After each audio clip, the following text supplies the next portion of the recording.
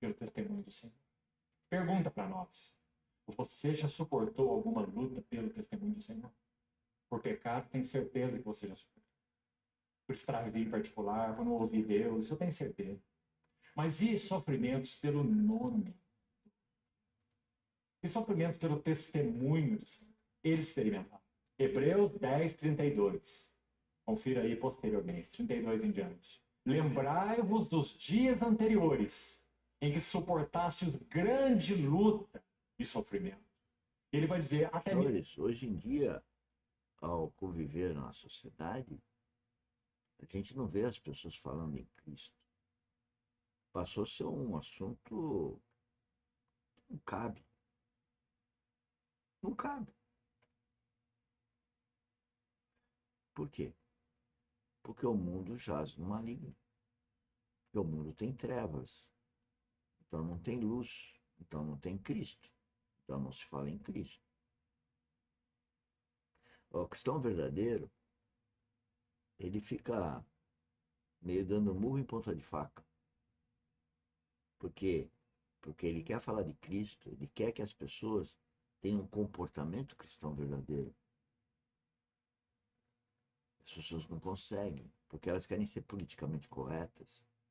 E quem é politicamente correto não é um cristão correto. E à medida que você é um cristão correto, que você fala de Cristo, as pessoas te atacam. Familiares próximos. Só sabem desdenhar, atacar, agredir, de uma forma ou de outra. Isso acontece dia a dia. Não é só ir num restaurante, numa pizzaria, numa padaria. Estou observando o comportamento das pessoas. Elas andam, conversam, se reúnem para falar dos seus feitos, das suas glórias, dos seus intentos, quando devíamos todos estar falando de Cristo. Quem é um cristão verdadeiro devia falar só de Cristo, porque não existe coisa melhor. Eu vou falar com o meu marido, falar coisa de Cristo. Vou falar com a minha mulher, vou falar de Cristo. Vou falar com meus filhos, vou falar de Cristo. Vou trabalhar, vou falar com as pessoas que trabalham comigo, vou falar de Cristo. Quem consegue?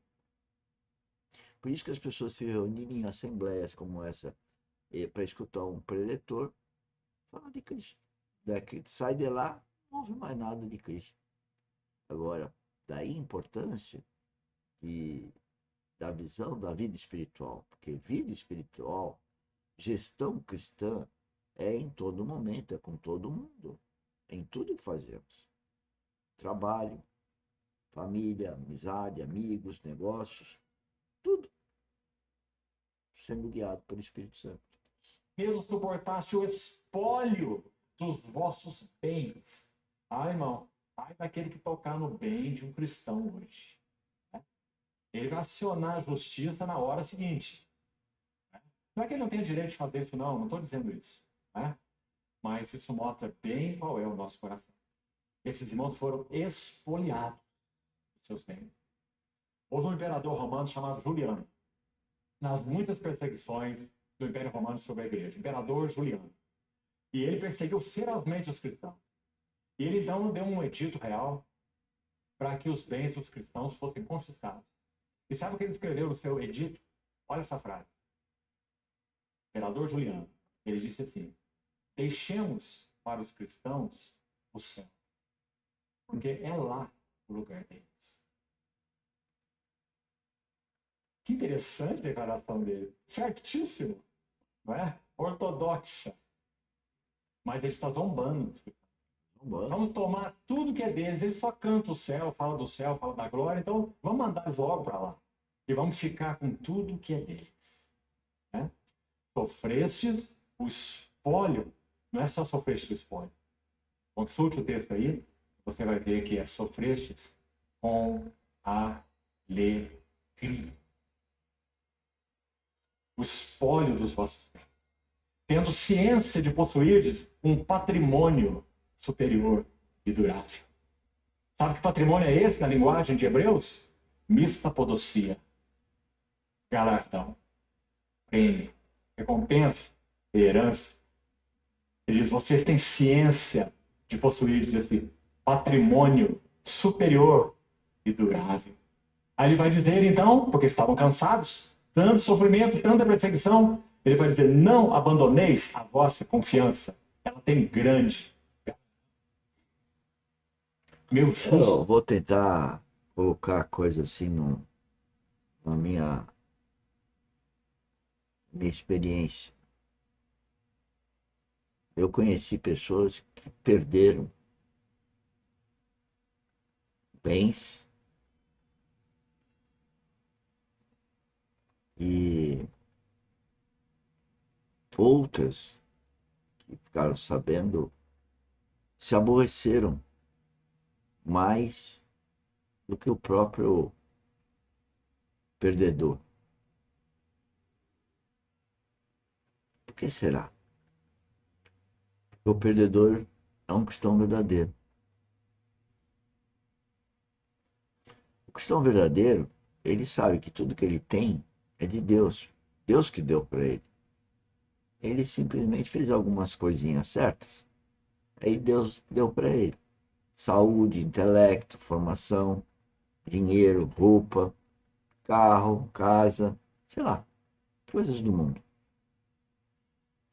Na hora que Deus toma, a pessoa reclama. Por que ela reclama? Porque na verdade ele entende que aquilo é dela. Quem tem vida espiritual entende que não é dela. E que se Deus permitiu, não tem mais aquele bem.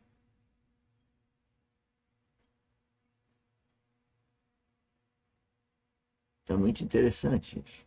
É assim que Deus está testando cada um dos seus filhos. Ou Deus não testou o próprio Jesus Cristo naquele 40 dias no deserto? Deus testa os filhos, porque é uma forma que Deus tem para treinar seus filhos. E aqui é uma academia. Então nós estamos treinando a vida espiritual. Nós queremos saber testemunhos como esse que eu estou contando. Não precisa dar nome, é genérico. Me lembro uma vez, e meu carro estava na rua, e alguém passou e rebentou o carro, a porta do carro. Tem um barulho, todo mundo para a rua.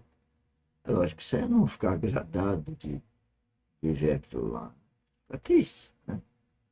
Mas as pessoas que estavam próximas ficaram desesperadas, xingando, né? Eu olhei e falei, puxa, mas o carro está sob o meu governo, não falar assim que não é meu, é Deus que deu, né? E Deus permitiu que tirou uma porta dele, né? Então isso é como é a vida de um cristão verdadeiro. Ele perde as coisas. É lógico que ele se ressente, porque ele está governando os bens que Deus deu para ele. Mas você percebe também um cristão que não tem maturidade espiritual e de repente ele anseia por ganhar dinheiro e gasta o dinheiro. Quer dizer, ele gasta porque o mundo atrai ao gasto. Não foi o Espírito Santo que falou gasta. Ou aplica aqui, aplica ali, compra isso, compra aquilo. Então a pessoa ganha 10, gasta 12. E aí